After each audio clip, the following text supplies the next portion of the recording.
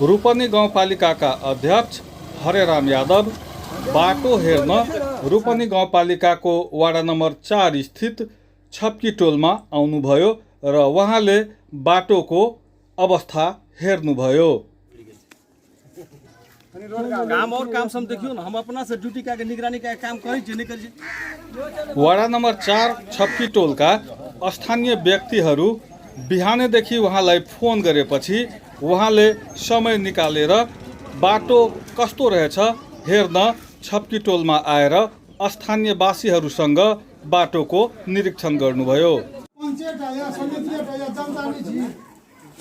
जनताको बात राख्नु पंच ककरा ले जनता काम नै छ जनता ले अपन जमानियन रहन्छ जनता आफ्नो त व्यवहार छ न।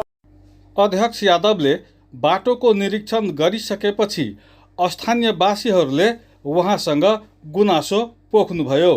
यो बर्सातको याममा गाउँको बाटो बिग्रेको कारणले आवत जावत गर्नमा कठिनाई भइरहेकोले समयमै किन बाटो मर्मत नगरिएको र यो आषाढको महिना अन्तिम समय र वर्षाको बेला बाटो मर्मत किन गरिएको भनेर स्थानीयवासीहरूले प्रश्न गरिरहेका थिए र अध्यक्ष यादवले स्थानीयवासीहरूलाई बाटो किन बनेन भने प्रश्ट्याइरहेका थिए।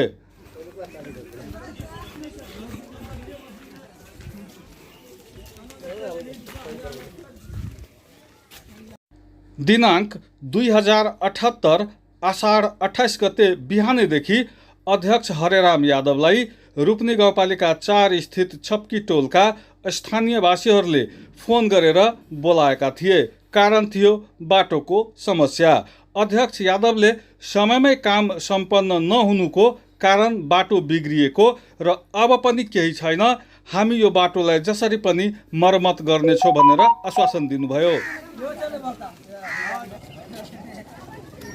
अझै पनि वर्षा भयो भने यो बाटोबाट आवत जावत गर्न साह्रै कठिनाई हुनेछ।